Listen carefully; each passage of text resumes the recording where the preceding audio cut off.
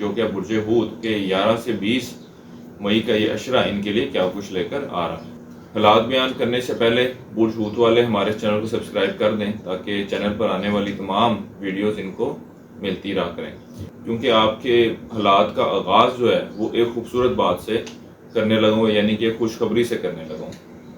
یہ وقت آپ کے لیے نیک اور خوبصورت شریک حیات ملنے کی امید کو ظاہر کر رہا ہے، یعنی کہ وہ برج ہود والے افراد جو رشتے کی تلاش میں ہیں، ان کے رشتے کی تلاش ایک احسن اور بہتر طریقے سے ختم ہوتی نظر آ رہی ہے اور اچھا رشتہ ملتا نظر آ رہا ہے۔ اس کے علاوہ شادی شدہ افراد کو شریک حیات کی طرف سے کچھ مالی مدد، مالی سپورٹ ملتی نظر آ رہی ہے، اور آپسی کوئی ناراضگی یا رنجشیں چل رہی تھیں تو معاملات اب بہتر شکل اختیار کرتے نظر آ رہے ہیں۔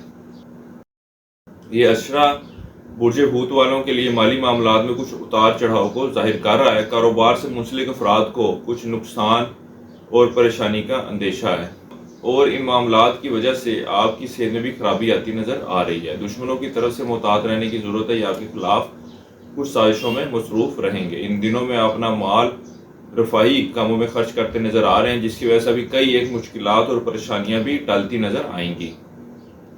اندرون وہ سفر کرتے ہیں تو اس حوالے سے کسی قسم کی سنگین پریشانی کا سامنا کرنا پڑ سکتا ہے۔ قانونی مسائل میں پھنسے ہوئے ہیں تو کوئی نہ کوئی حل اللہ کے فضل و کرم سے ضرور نکل آئے گا، اور آپ ان مسائل اور پریشانیوں سے نجات حاصل کرنے میں کامیاب رہیں گے۔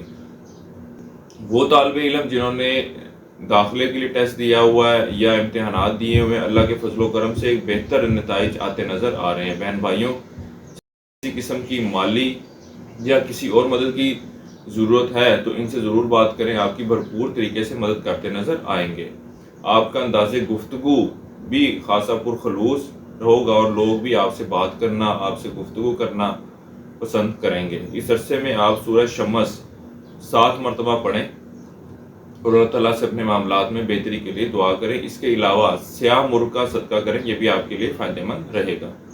اس عرصے کی 7 تاریخ آپ کی 12 مئی کی ہے۔